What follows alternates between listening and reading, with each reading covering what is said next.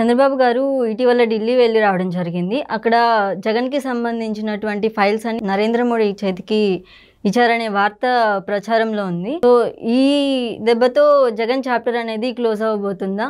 ఏంటి అనేసి తెలుసుకునే ప్రయత్నం చేద్దాము. ప్రస్తుతం మనతో సిఎస్ రావు సీనియర్ జర్నలిస్ట్ ఉన్నారు. ఆయనతో మాట్లాడి మరిన్ని విషయాలు తెలుసుకుందాం. Hi sir. Hello. Jagan chapter close అవ్వబోతుందా రాజకీయ పరంగా? సో ఇదంతా కూడా ఎప్పుడెప్పుడు అని చాలామంది ఎదురు చూస్తున్నారు. అసలు ఏమవుతుంది, జగన్మోహన్ రెడ్డి రాజకీయ భవిష్యత్తు ఏంటి, ఆయన జైలుకి వెళ్తారా, ఆయన చాప్టర్ క్లోజ్ అవుతుందా, అయ్యే అవకాశం ఉందా, ఇలాంటి చర్చ చాలా కాలంగా జరుగుతుంది. ఇప్పుడు కాదు, ఆయన ముఖ్యమంత్రి కాకముందు అదే జరిగింది, ముఖ్యమంత్రి అయిన తర్వాత అదే జరుగుతుంది, ఇప్పుడు మళ్ళీ ఓడిపోయిన తర్వాత కూడా అదే జరుగుతుంది. అయితే ఇక్కడ ఈసారి ఏం జరగబోతుంది అనేది కొంత ఆసక్తికరమైనటువంటి అంశం. ఇటీవల కాలంలో చంద్రబాబు నాయుడు ఢిల్లీ వెళ్ళారు. ఆ సందర్భంగా ఆంధ్రప్రదేశ్కి ఏం కావాలి అనే దాని మీద ఆయన ఒక 7 కేంద్ర మంత్రులు, ప్రధానమంత్రి నరేంద్ర మోడీ వీళ్ళతోటి కలిసి ఆయన కొన్ని అభ్యర్థనలు చేశారు అనేది అఫీషియల్గా తెలుస్తుంది. ఎట్ ద సేమ్ టైం ఆంధ్రప్రదేశ్లో ఉండేటువంటి పరిస్థితి, రాష్ట్రంలో విధ్వంసం జరిగింది అనేటువంటి అభిప్రాయం చంద్రబాబు నాయుడుకి ఉంది. అదే విషయాన్ని ఎన్నికల ప్రచారంలో ప్రజలకు తెలియజేసి ఆయన అధికారంలోకి వచ్చారు.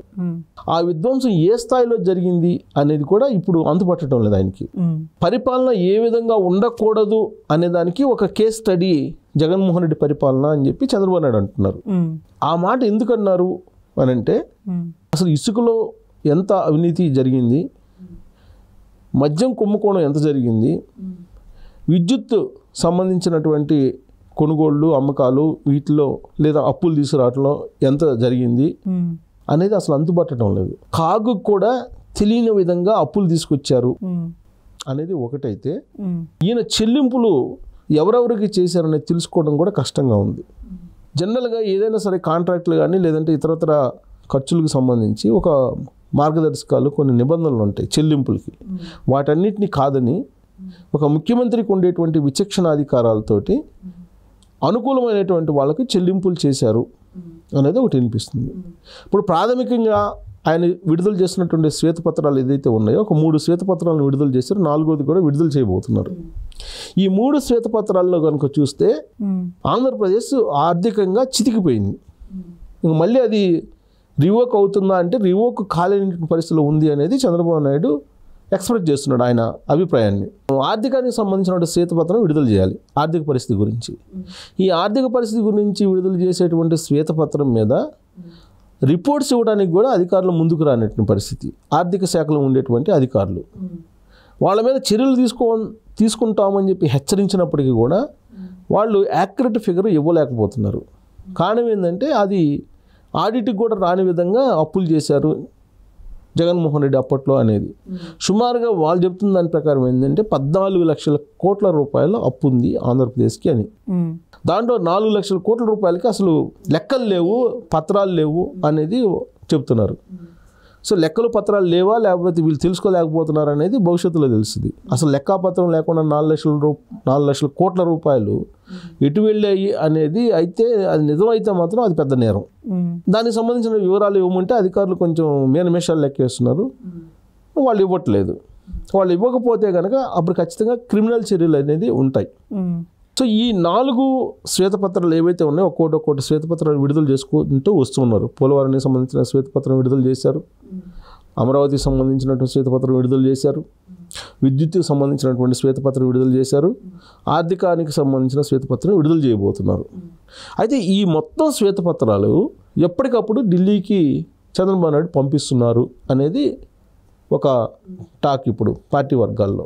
దీంతోపాటు ఏ విధంగా ప్రైవేట్ సైన్యాన్ని పెట్టుకొని జగన్మోహన్ రెడ్డి రాష్ట్ర వ్యాప్తంగా గంజాయి, డ్రగ్స్ వ్యవహారాన్ని నడిపారు అనేది కూడా ఒకటి నరేంద్ర మోడీకి చేరవేస్తున్నారు.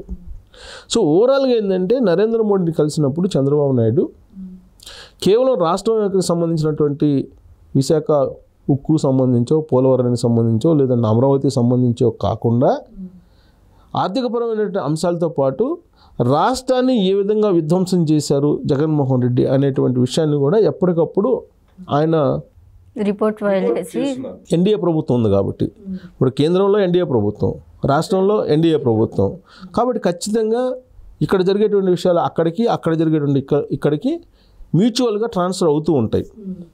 అలాగే ఆ రాష్ట్రంలో జరిగినటువంటి పరిస్థితులు, గత 5 సంవత్సరాల్లో జరిగినటువంటి పరిస్థితులు ఎప్పటికప్పుడు ఇప్పుడు జగన్ దగ్గర నుంచి అయితే రికవరీ చేయాలి కదా. ఇప్పుడు మైనింగ్కి సంబంధించి ఫైల్స్ తగలబెట్టారు. మైనింగ్కి సంబంధించినటువంటి ఫైల్స్ని కొన్నిటిని మాయం చేశారు. అలాగే మద్యానికి సంబంధించినటువంటి ఫైల్స్ కొన్ని మాయమైపోయాయి. వీటన్నిటికి సంబంధించి విచారణ ఆల్రెడీ విజిలెన్స్ అండ్ ఎన్ఫోర్స్మెంట్ విచారణ అయితే వేశారు. తర్వాత కొంతమంది ఐపీఎస్ఎల్ని జిఐడికి పరిమితం చేశారు. సో వాళ్ళు పక్కన ఉన్నారు, వాళ్ళని ఏం చేయాలో అర్థం కావట్లేదు. ఇప్పుడు వాళ్ళని మళ్ళీ డ్యూటీలోకి తీసుకోవాలా, డ్యూటీలోకి తీసుకుంటే ఏం చేస్తారో తెలియదు. ప్రభుత్వానికి అయితే నమ్మకం ఉండాలి కదా సివిల్ సర్వెంట్ల మీద.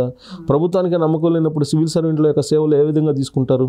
అంటే వాళ్ళని సెంట్రల్ కప్పు చెప్పాలా, మళ్ళీ ఫ్రెష్గా ఐఏఎస్లను తెచ్చుకోవాలి అక్కడి నుంచి అనేది ఒకటి.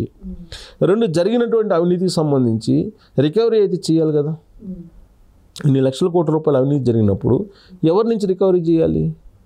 ప్లస్ ఇప్పుడు అసైన్ ల్యాండ్స్, భూముల దందాలు రాష్ట్ర వ్యాప్తంగా జరిగే కొన్ని లక్షల ఎకరాలు మాయమైపోయాయి, ఫైల్స్ గల్లంత అయిపోయి ఆ 22A కింద వాళ్ళు మెన్షన్ చేసి కొన్ని హోల్డ్ చేశారు. ఇవన్నీ కూడా వినిపిస్తుంది. చీఫ్ సెక్రటరీగా ఉన్నటువంటి జవహర్ రెడ్డి బినామీ పేరుతో రాయించుకున్నారు అనేటువంటి ఆరోపణలు ఉన్నాయి కదా. ఇలాంటి పరిస్థితుల్లో ఒక విధ్వంసం జరిగింది. ఈ విధ్వంసం నుంచి మళ్ళా రాష్ట్రాన్ని పునర్నిర్మాణం చేయాలంటే కనుక ముందు ఎవరైతే విధ్వంసం చేశారో, ఎవరైతే అవినీతికి పాల్పడ్డారో వాళ్ళ మీద చర్యలు తీసుకోవాలి. చర్యలు తీసుకోవడంతో పాటు వాళ్ళ నుంచి రికవరీ చేయాలి. రికవరీ చేయకపోతే చర్యలు ఉపయోగం ఉంది లేదు కదా. సో కాబట్టి ఏం చేయాలనే దాని మీద ఎప్పటికప్పుడు నరేంద్ర మోడీ తోటి చంద్రబాబు నాయుడు డిస్కస్ చేస్తూ ఉన్నారు. జగన్మోహన్ రెడ్డికి సంబంధించినటువంటి చీకటి వ్యవహారాలు ఏదైతే ఉన్నాయో వాటన్నిటిని కూడా అక్కడికి చేరవేస్తున్నారు. కారణం ఏంటంటే కొన్ని జీవోలు కూడా దాచిపెట్టేశారు. ఇప్పుడు అవుట్సోర్సింగ్ సంబంధించిన సిబ్బందిని చేర్చుకున్నారు, అనేక మందిని. వాళ్ళకి ఇష్టానుసారంగా జీతాలు ఇచ్చేశారు, నామ్స్ లేవు, ఎవరిష్టం వచ్చినట్టు వాళ్ళు చేశారు. భారతిరెడ్డి సంతకాలు పెడితే ఫైర్ స్టేషన్లు ఇచ్చారు, సజ్జల రంగేశ్వరరెడ్డి సంతకాలు పెడితే అటవీ శాఖలు ఇచ్చారు, లేదా అవినాష్ రెడ్డి సంతకాలు పెడితే ఆర్థిక శాఖలో ఇచ్చేశారు. ఇట్లా INPR కమిషన్లు ఇష్టానుసారం చేశారు. సో ఇలా రకరకాలుగా కొన్ని కోట్ల రూపాయలు దుర్వినియోగం జరిగింది. దీన్ని అయితే రికవరీ చేయాలంటే ఏం చేయాలనే దాని మీద చంద్రబాబు నాయుడు ఆలోచిస్తున్నారు. కేంద్రం నుంచి సంకేతాలు వస్తే తప్ప జగన్మోహన్ రెడ్డి నుంచి రికవరీ చేసుకునే పరిస్థితి ఉండదు. సో ఇలాంటి పరిస్థితుల్లో అసలు జగన్ మళ్ళీ రాకూడదు, వచ్చే అవకాశం లేదు అనేటువంటి అభిప్రాయం కలిగితేనే పెట్టుబడులు కూడా వస్తాయి. అదర్వైజ్ పెట్టుబడులు వచ్చే అవకాశం లేదు అనే అభిప్రాయంతో చంద్రబాబు నాయుడు ఉన్నారు. సో కాబట్టి జగన్మోహన్ రెడ్డిని కంప్లీట్గా రాజకీయంగా క్లోజ్ చేయాలి, అతని చాప్టర్ క్లోజ్ చేయాలి అని అంటే అతన్ని జైలుకి పంపించాలి. జైలుకి పంపించడానికి అనేకమైనటువంటి కేసులు ఉన్నాయి ఆయన మీద. ఆల్రెడీ ఉన్నటువంటి కేసులు ఉన్నాయి, ఇప్పుడు మళ్ళీ కొత్త కేసులు వస్తున్నాయి. కాబట్టి మళ్ళీ జైలుకి పంపిస్తే ఆల్రెడీ 16 నెలలు ఉండొచ్చాడు. 4 సంవత్సరాల పైగా జైల్లో ఉంటే ఆయనకి రాజకీయంగా పోటీ చేయడానికి అనర్హత ఉంటుంది, అనర్హత వేటుపడుతుంది. కాబట్టి ఆ విధంగా చేస్తే తప్ప ఆంధ్రప్రదేశ్ రాష్ట్రం బాగుపడదు అనేటువంటి అభిప్రాయంతో చంద్రబాబు అన్నాడు. ఈ విషయాన్ని, ఈ చీకటికి సంబంధించినటువంటి వ్యవహారాలన్నింటినీ కూడా ఎప్పటికప్పుడు నరేంద్ర మోడీకి కూడా తెలియజేస్తున్నారు. ఇప్పుడు ఆయన బెయిల్ మీద ఉన్నాడు జగన్మోహన్ రెడ్డి. ఆ బెయిల్ రద్దు అయితే సార్ జైల్లోకి వెళ్ళిపోతాడు.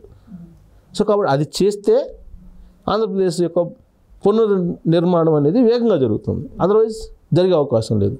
కాబట్టి నరేంద్ర మోడీ మీద ఆధారపడి ఉంది జగన్ చాప్టర్ క్లోజా లేదంటే జగన్ చాప్టర్ ఓపెన్ అయి ఉంటుందా అనేది. నరేంద్ర మోడీ ఒకసారి కనుక నిర్ణయం తీసుకుంటే, ఒకసారి గ్రీన్ సిగ్నల్ ఇస్తే ఆయన చాప్టర్ క్లోజ్ అవుతుంది. రాజకీయంగా క్లోజ్ అయితే అప్పుడు పునర్నిర్మాణం ఆంధ్రప్రదేశ్ జరుగుతుంది అనేది తెలుగుదేశం యొక్క అభిప్రాయం.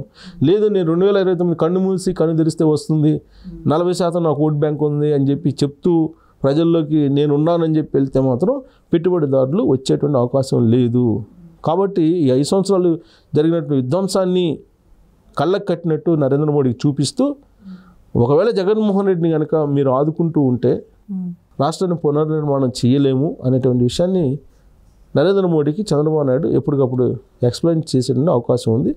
నరేంద్ర మోడీ కనుక కన్ను తెరిస్తే జగన్మోహన్ రెడ్డి చాప్టర్ రాజకీయంగా క్లోజ్ అయ్యేటువంటి అవకాశం ఉంది.